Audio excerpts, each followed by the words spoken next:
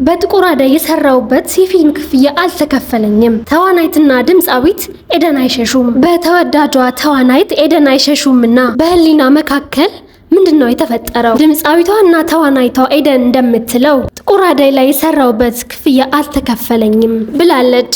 የሰዎቹን ስም ባጠቅስም የናታይ ጌታቸው ባለቤትና የጥቁር አደይ ፊልም አሰሪ የሆነችው ህሊና ደረጀ ገንዘቤን የወሰደ እንጂ ገንዘቡን የወሰድኩበት ማንም ሰው የለም ስትል መልሳለች። በዚያኑ ምሽት ደግሞ ድምፃዊቷና ተዋናይቷ ሄለን አይሸሹም ያሉት ከሚጠፋ የወለዱት ይጥፋ በሚል አሽሙር አዘል የሆነ የቲክታክ መልእክት መታለች። እንዲህ እያለ ህሊና ደረጀንና ሄለን አይሸሹንም ያቀያየማቸው የጥቁር አደይ ፊልም ሴት እንስቶቻችንን እያነጋገረ ይገኛል።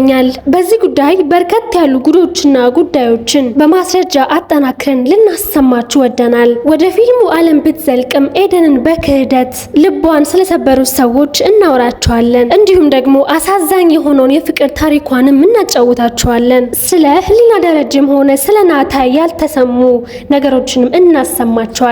ከእናንተ የሚጠበቀው ቪዲዮአችን ሰብስክራይብ እና ሼር ማድረግ ብቻ ነው። መልካም ቆይታ። ብዙዎች የአምለሰት እህት ነሽ ብለው ይጠይቋታል። ወደ ቲቪ ስክሪን ከመጣች 2 ዓመት ያለፋት ኤደን አይሸሹም በፍቅር በተጎዱ ሴቶች አንደበት የማይጠፋ ሙዚቃ ያዜመች፣ በቃለ መጠይቅና በሙዚቃ ስራዎቿም ደርበብ ያለች ስርዓት ያላት፣ በወጣትነት እንዲህ መሆን ይቻላል እንዴ ብለን እንድንጠይቅ ያደረገች፣ በትወናዋ ያስገረመችን ተዋናይትና ቀንቃኝ ናት። ከደጋጎቹ ከቆንጆቹ ሀገር ከምስራቋ መዲና ሀረር የተገኘችው ኤደን አይሸሹም አባቷ ሰዓሊና ገጣሚ እንደሆኑ ትናገራለች። ለመልካም ምግባሮቿ ሁሉ ሀረርንና ቤተሰቦቿን ባለቤት ታደርጋለች። ሙዚቃ ልትማር ወደ ኮሌጅ ብታቀናም እንዳለመታደል ሆኖ ሞልቷል ተባለች። ሙዚቃን ባልማርም ከሙዚቀኞች ጋር ለዋል ብላ አካውንቲንግ እዛው ኮሌጅ መማር ጀመረች። እዚህ ጋር ግን ነገዋን የሚያጨልም ነገር ገጠማት። እንደሚያገባት እንደምታገባው ያመነችው ሰው የተደገፈችው ሰው ከህይወቷ ወጣ።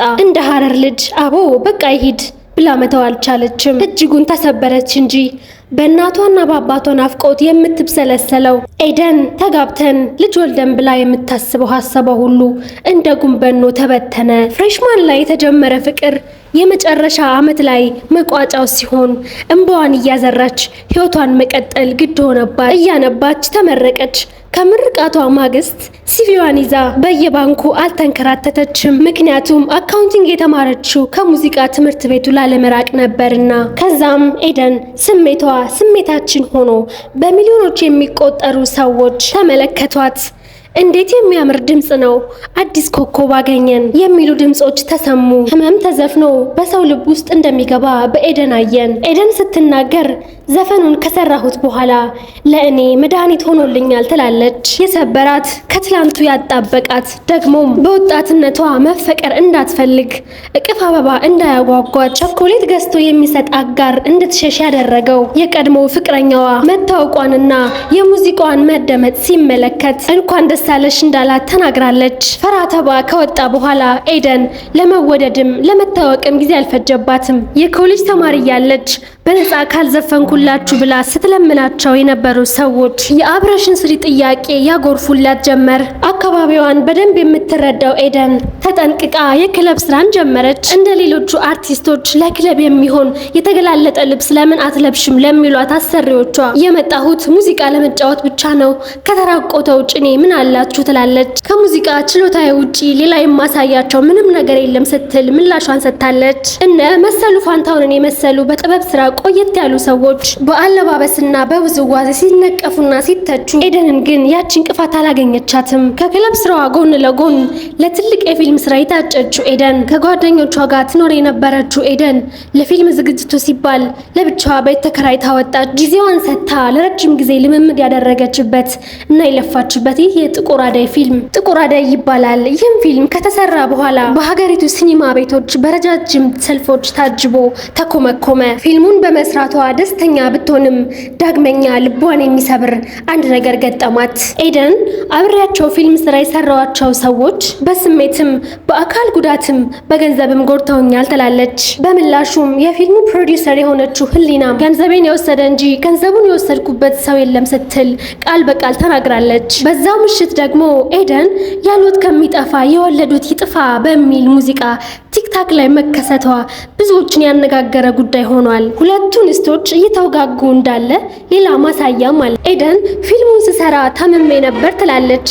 ህሊና ደግሞ በምላሹ እኔ አላሰመምኳትም ብትሞትም እናልጠየቅም ብላለች። ህሊና ፊልሙን ስሰራ ብዙ ንብረቶች ጠፍተውብኛል ትላለች። ምን ይሄ ብቻ ንብረቴን ወስደውም አልመልስም ያሉ ብዙ ሰዎች አሉም ብላለች። ስለማን እንደምታወራ ግልጽ እናድርገው። ብዙ ሰው ታሟል ትላለች ህሊና።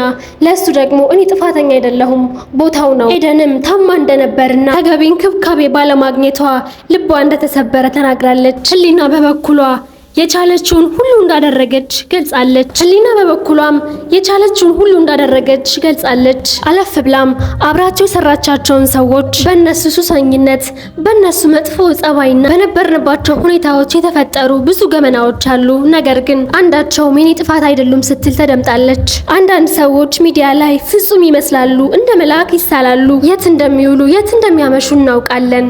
አንዳንድ ሰው ክብር አይወድለትም ስትልም የፊልሙ ፕሮዲውሰር ህሊና ገልጻለች።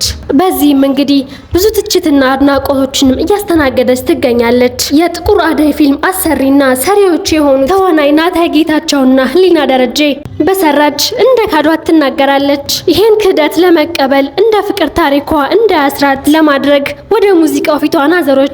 አልበሟን ለመስራት ስቱዲዮ ከተመች። በተለያዩ ነጠላ ዜማዎች ወደ ጆሮአችን በይበልጥ ቀረበች። እንደሱ አባባል በጥቁር አደይ ፊልም የሚገባት ክፍያ ባይከፈላትም የፊልሙ ማጀቢያ ሙዚቃ ዳግም ስሜትን የሚቀሰቀስ ሆነ። በፈራተባ ስለተሰበረች ሴት ያቀነቀነችው ኤደን በጥቁር አደይ ማጀቢያ ሙዚቃ በአምላኳ ስለተካሰች ፍቅርን የለም ብላ 4 ነጥብ እንዳደረገች ተስፋ እንደቆረጠች በሌላ መልክ አዚማ አቀነቀነች። መወደድ መፈቀር የእንደገና ጊዜ በማግኘቷ አቀነቀነች።